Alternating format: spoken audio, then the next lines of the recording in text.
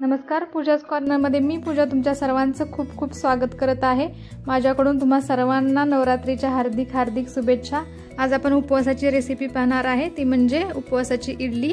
अशा छान रेसिपीज पाहण्यासाठी तुम्ही माझ्या चॅनलला नक्की सबस्क्राइब करा आणि त्याचबरोबर बेल आयकॉन ही क्लिक करा, त्यामुळे तुम्हाला माझे नवनवीन व्हिडिओज लवकर मिळतील।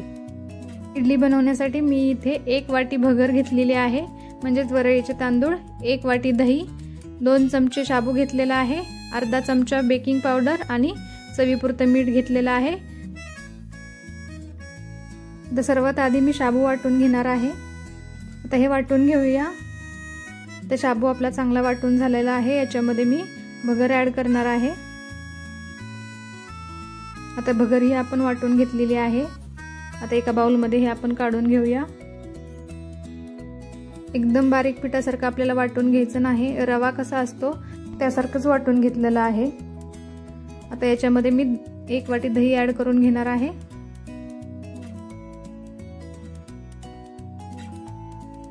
आता याच्यामध्ये चवीपुरतं मीठ आपण ऍड करून घेणार आहे।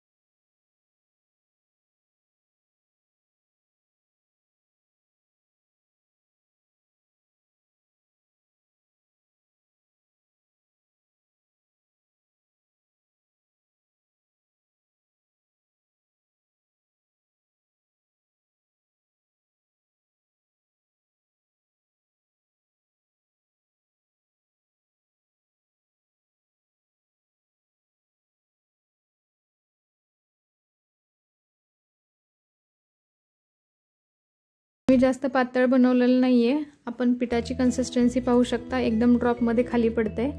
आता हे आपलं इडलीचं पीठ एकदम तयार झालेलं आहे। तर याच्यामध्ये मी अर्धा चमचाला कमी असं बेकिंग पावडर ऍड करून घेणार आहे। एकदम अर्धा चमचा घेतलेली नाहीये मी, अर्धा चमचाला थोडी कमी अशी बेकिंग पावडर घेतलेली आहे। तर हे सर्व आपण एकत्र करून घेऊया।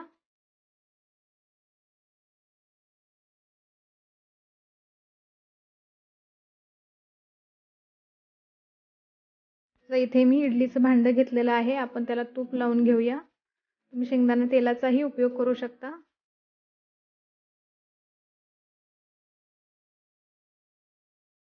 आता याच्यामध्ये इडलीचं बॅटर टाकून घेऊया।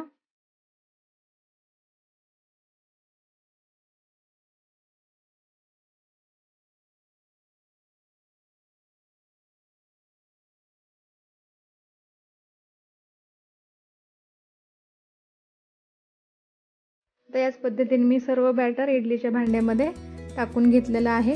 जेवढे प्रमाण मी घेतलेलं आहे तेवढ्या प्रमाणात आपल्या 12 इडल्या बनवून तयार होतात। गॅसवरती मी इडलीच्या भांड्यामध्ये पाणी गरम करण्यासाठी ठेवलं होतं। तर आता इडलीचे भांडे आपण याच्यामध्ये ठेवून देऊया। आता हे आपल्याला 15 मिनिटांसाठी स्टीम करून घ्यायचं आहे। इडली तयार होते तोपर्यंत आपण नारळाची चटणी बनवून घेऊया। नारळाची चटणी बनवण्यासाठी मी इथे 1 वाटी ओला नारळ घेतलेला आहे, थोडंसं चवीपुरतं मीठ आणि 2 मिरच्या घेतलेल्या आहेत। तर मिक्सरच्या भांड्यामध्ये ओलं खोबरं, मिरची, मीठ सर्व आपण पाणी ऍड करून मिक्सरमधून बारीक एकदम फिरवून घेणार आहे। हे बघा, एकदम बारीक मी खोबऱ्याची चटणी वाटून घेतलेली आहे। आता याच्यावरती आपण तडका ऍड करून घेऊया। तडक्यासाठी इथे मी 2 चमचे तेल गरम करून घेतलेलं आहे, त्याच्यामध्ये अर्धा चमचा जिरा आणि 1 मिरची आपण अशी भाजून घेणार आहे। तुमच्याकडे जर जिरा उपवासाला चालत नसेल तर तुम्ही फक्त मिरचीचा तडका दिला तरी चालेल। तर हे आपण चटणीवरती ऍड करून घेऊया। आता हे पहा, आपली एकदम खमंग अशी खोबऱ्याची उपवासाची चटणी तयार झालेली आहे।